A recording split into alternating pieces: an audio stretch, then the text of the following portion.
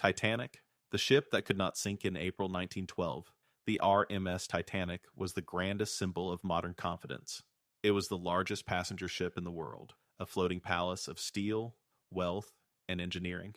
Its builders believed its design made it practically unsinkable. Its passengers believed them. When Titanic left Southampton for New York on April 10th, more than 2,200 people were on board. Some were among the richest people alive. Some were immigrants carrying hope toward America. Some were crew members serving aboard what seemed to be the safest ship ever built. For 4 days, the voyage unfolded in elegance. First-class passengers dined beneath chandeliers. Music drifted through polished halls. The Atlantic remained calm. Everything about the ship suggested control. Titanic was not just a vessel. It was proof, or so people thought, that human progress had mastered nature. Late on April 14th, the temperature dropped sharply. The North Atlantic turned still and dark. Ice warnings had already come from nearby ships, but Titanic continued onward at near full speed. Just before midnight, a lookout saw a shape in the darkness ahead, an iceberg. The bell rang. The bridge reacted immediately. The helm turned. The engines reversed. But a ship that size could not pivot in time. The iceberg scraped along the starboard side. To many passengers, the collision felt minor. Some barely noticed it. But below the waterline, steel plates had opened. Several compartments began flooding. The engineers quickly understood what that meant. Too many sections were damaged. The ship would sink. Distress calls were sent. Crew prepared. Lifeboats. Then the next failure became clear. There were not enough lifeboats for everyone aboard. The regulations of the time had allowed that. The assumption had been simple. A ship like Titanic did not need them. Passengers were told to come on deck, but many hesitated. The ship looked too large to die.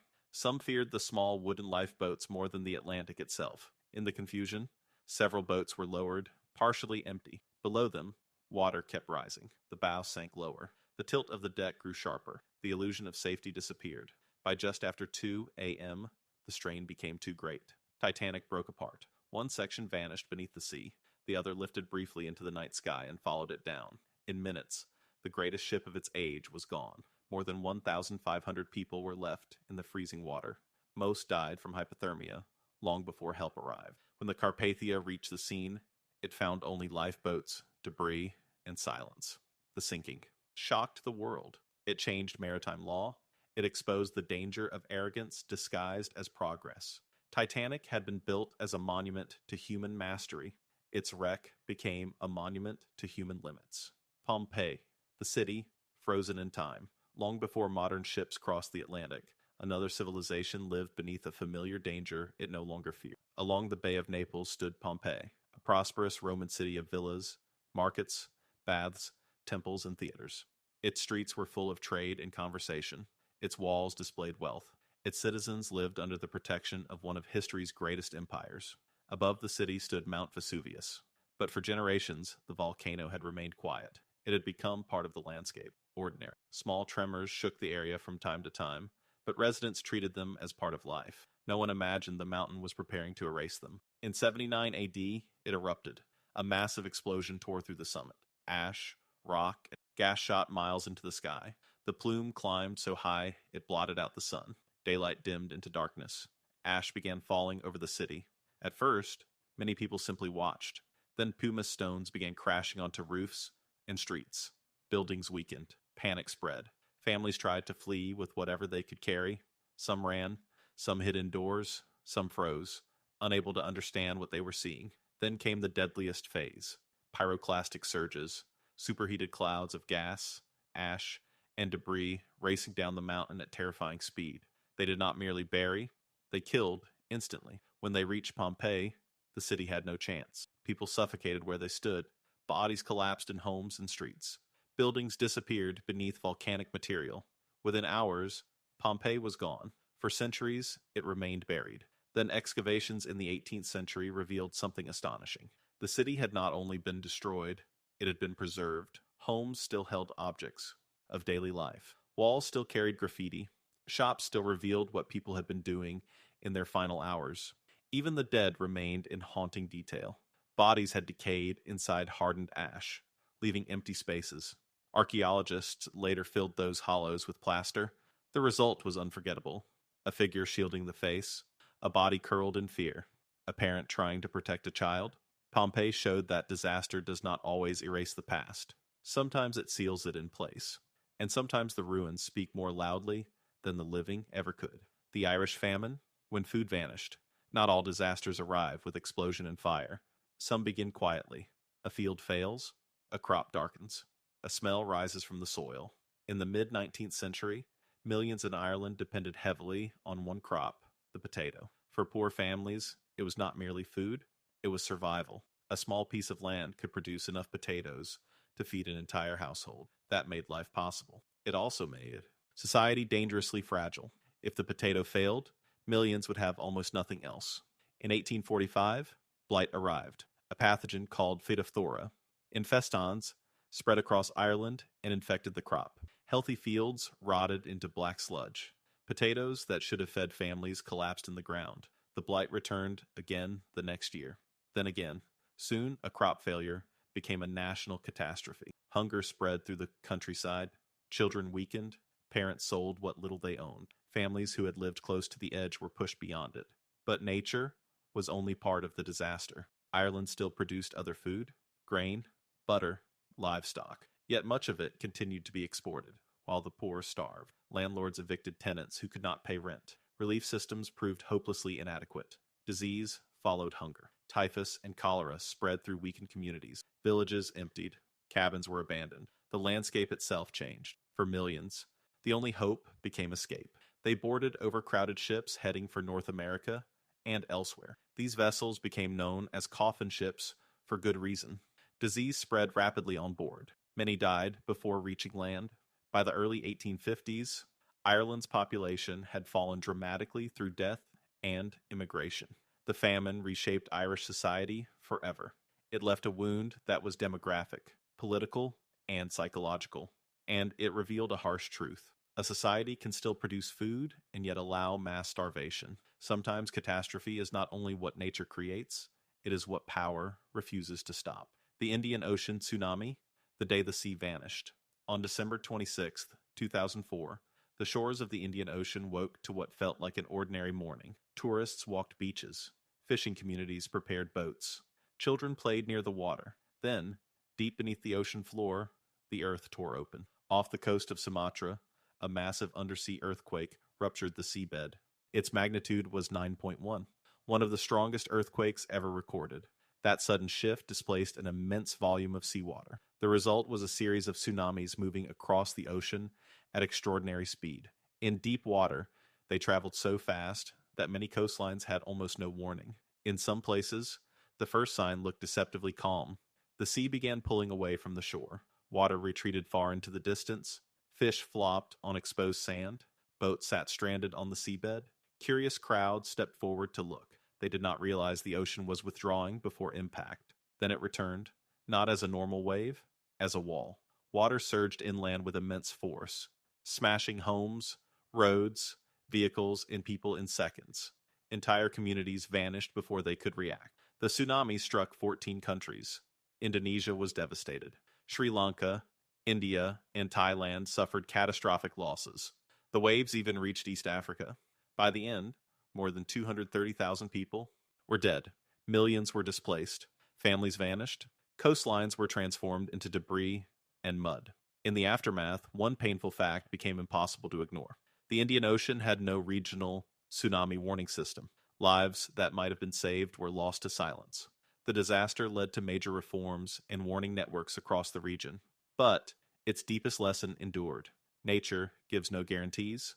Human survival often depends on whether warning arrives before the wave. The Trail of Tears.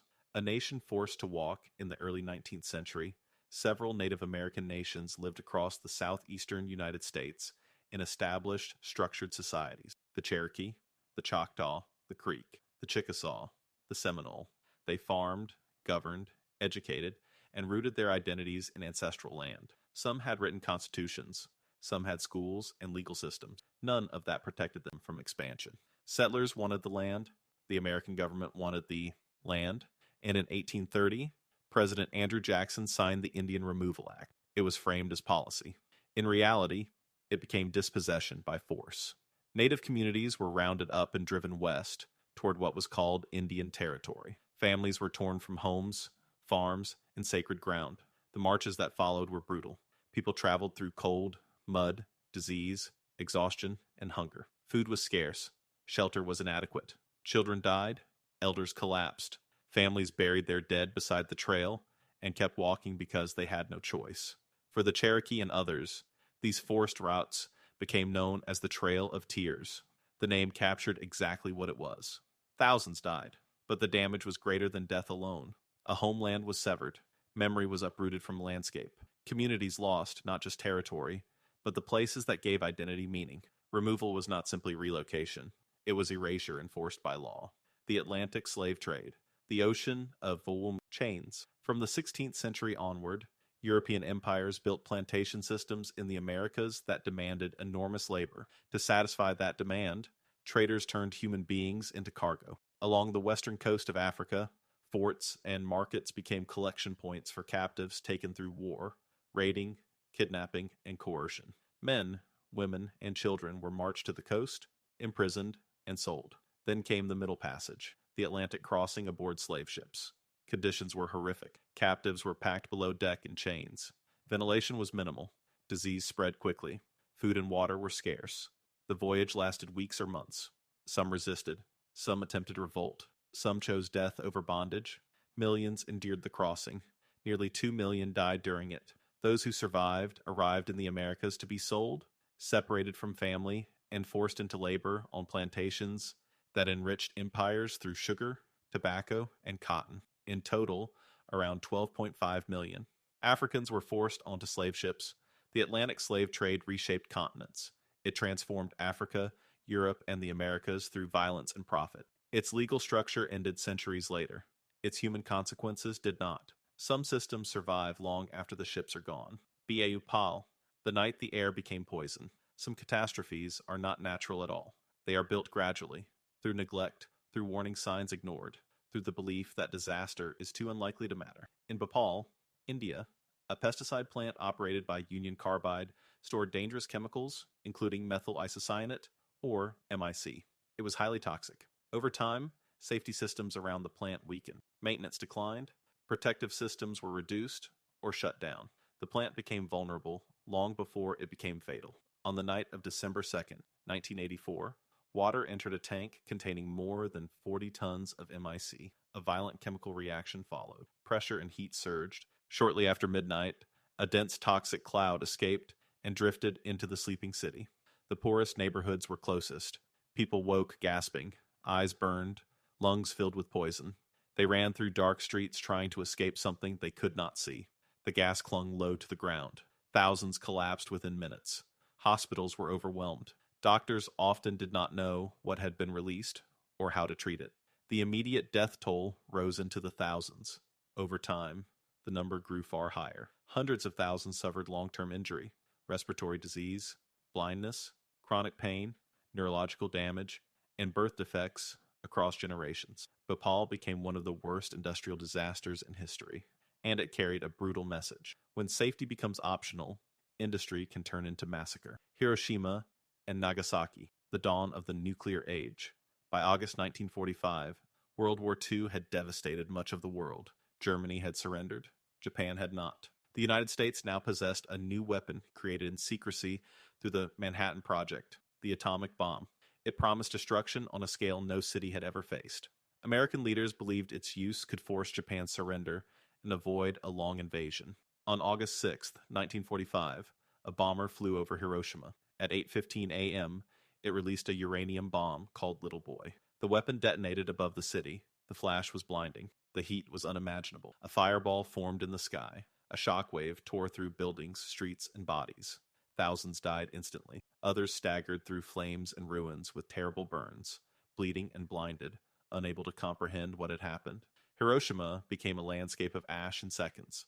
3 days later, a second bomb, Fat Man, was dropped on Nagasaki. Again, blast, fire, collapse, and radiation consumed a city. Between the two bombings, historians estimate that roughly 129,000 to 226,000 people died. Some perished immediately. Many more died later from burns, injuries, and radiation sickness. On August 15th, Emperor Hirohito announced Japan's surrender. The war ended. But the world entered a new era.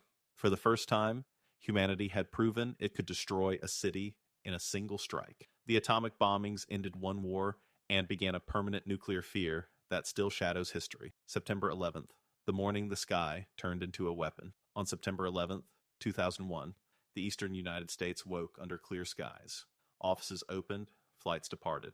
Millions moved through ordinary routine, then routine ended. 19 terrorists hijacked 4 commercial airplanes and turned them into weapons. At 8:46 a.m., American Airlines Flight 11 struck the North Tower of the World Trade Center. 17 minutes later, United Airlines Flight 175 hit the South Tower. The second impact made the truth unavoidable. The world was watching an attack.